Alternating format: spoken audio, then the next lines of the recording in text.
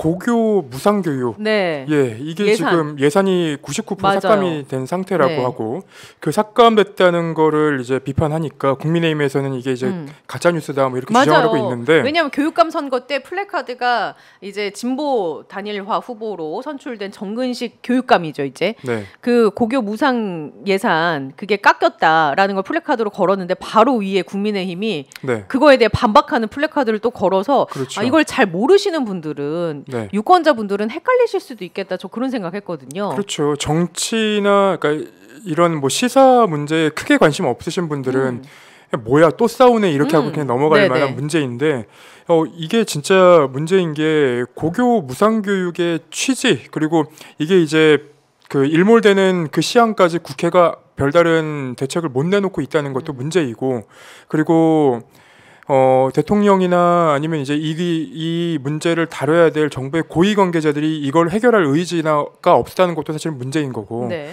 그래서 이 총체적인 문제를 빨리 해결하기 위해서는 국회가 논의를 하고 대통령실도 그런 방안들을 내놔야 되는데 지금 가짜뉴스다라고만 얘기하고 있고 그에 대한 대책이 없으니까 그래서 가짜뉴스 말고 그러면 다음에 뭐 어떡할 건데 이 얘기만 남는 거예요. 사실 돈의 흐름을 쫓는 건 법조 전문 기자시니까 제일 정확한 방법이기도 하잖아요. 그렇죠. 근데 예산이 줄어든 건 확실한 것이고 그렇다면 예산이 줄어들어서 이게 다른 교육 정책으로 흘러 들어갔는지 근데 그런 정황은 전혀 없어 보이고 그렇죠. 네. 그러니까 이런 이제 돈의 흐름을 보고 그리고 사실 기자들이 하는 일이 뭐 단순히 권력 비판 이런 것들뿐만 아니라 그러니까 우리 사회가 어떻게 좋은 방향으로 나아갈지 고민하는 것도 기자들 역할이라고 생각을 하거든요.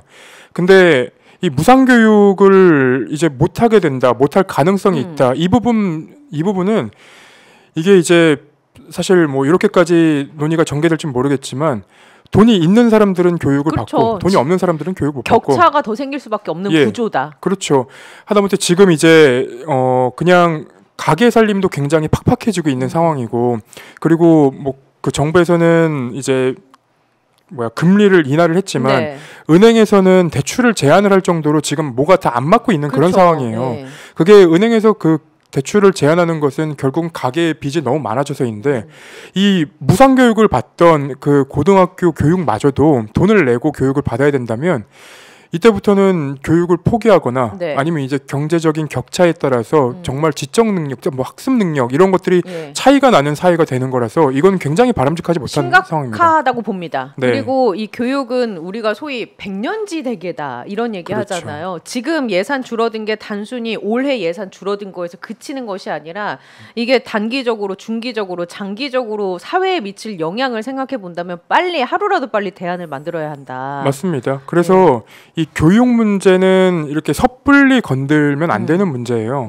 그래서 의대 정원 증원 문제도 여기서 이제 맞닿아 있는 건데 의대 정원을 증원한다고 해서 지금 뭐 의사들, 그러니까 의대생들의 반발, 의사 단체들의 반발을 받고 있는데 그에 대한 해결책도 아직까지도 만들어지지 않고 있다는 게 굉장히 문제가 있습니다. 그렇게 문제가 있는 와중에 특종을 하나도 터뜨리지 못하고 등장을 한 김용민 평화나무 이사장. 아니 왜 그러시는 거예요? 축복에 늦어가지고 비가 많이 와서 교통량도 많은 데다가 좀 많이 막히더라고요. 비사이로 막 오다가 다 맞았습니다. 비가 많이 와가지고 이발도 하셨네요?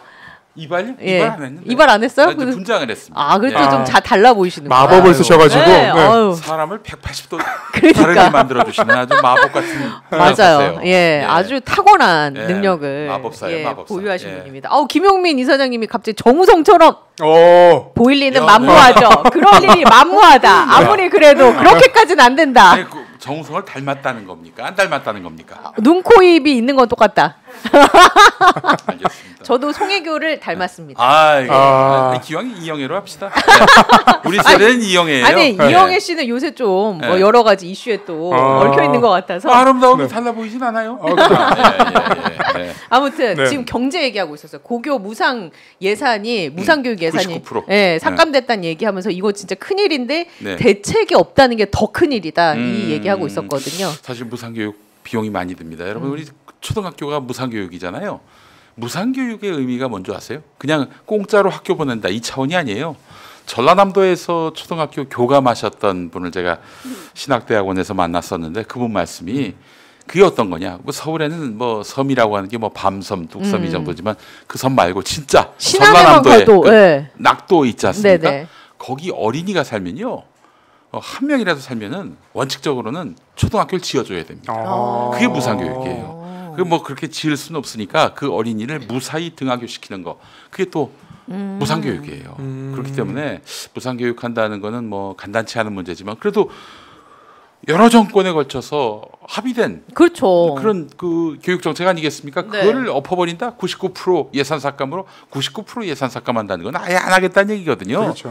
이것도 심각합니다. 국민적 합의가 있어야 됩니다. 그렇죠. 지멋대로 할 게 아니에요, 이거는. 예. 네. 그러니까 아무튼 그 부분에 대한 대책을 하루빨리 내놔야 되는데 눈에 보이지 않는다. 네. 눈에 보이는 건 다른 것들이 눈에 보이고 있으니까 이 일은 이제 뭐 교육에 관심이 없다라고밖에 해석을 할 수 있겠죠. 공교 무상교육 그게 국민적 합의를 이룬 건데 이거를 없는다는 것은 이건 한마디로 말해서 그 비용이 많이 드니까 그 비용을 딴 데다 쓰겠다 이런 의미인 것 같은데 어디다 쓰려는 건지 그러니까요. 예, 주목됩니다. 아무튼 경제가 많이 어렵습니다. 네. 아무래도 목사님이시니까 네. 많이 만나실 거 아니에요. 아, 무엇보다도 헌금 액수가 줄어들고 있는 것에서 경제가 많이 어렵구나. 네. 느낍니까? 피부로? 느낍니다. 그럼요. 아니 뭐 농담이고 교인들의 삶이 어렵다는 거는 정말 너무나 많이 듣는 피부적으로 느끼는 그런 부분이죠. 이거 방법은 우리 자영업자분들이 얘기합니다. 재난지원금 풀듯이 그렇게 이렇게 지역화폐 그 소멸성 지역화폐라고 해서 만약에 현금을 지어주면 그걸 다 저축하거나 그럴 수 있잖아요. 그래서 그거를 몇 월 며칠까지 써야 된다. 그쵸. 그렇지 않으면 그 지역화폐는 다 그냥 휴지 조각이고 지역화폐라고 그랬어요. 온누리 상품권과 다른 게 뭐냐면은 지역화폐는 그 지역 안에 대형마트 말고 소상공인들이 운영하는 그 점포에서 쓸 수 있도록 하는 거거든요. 그러면 지역 밑바닥 경기가 활성화되는데 더없이 도움이 됩니다. 그거 나 필요 없다 하시는 분들도 그렇게 받으면 가족끼리 소고기라도 드신단 말이에요. 그렇죠. 그렇기 때문에 지역 경기가 살아나게 되고 그렇게 해서 그 이제 소득이 생겼단 말이에요. 소상공인 자영업자들이 그러면 그 돈을 갖고 자기도 쓰는 거예요. 맞습니다. 선순환이 만들어지니까. 그러니까 그걸 이제 승수 효과라고 하는데 승수 효과는 이미 입증됐고 카이스트 교수도 재난지원금이 경기 회복에 굉장히 도움이 된다라는 연구 결과를 내놨어요. 이것만 부정하는 집단이 있는데 기본소득을 반대하는 여야의 세력들이라 하겠습니다.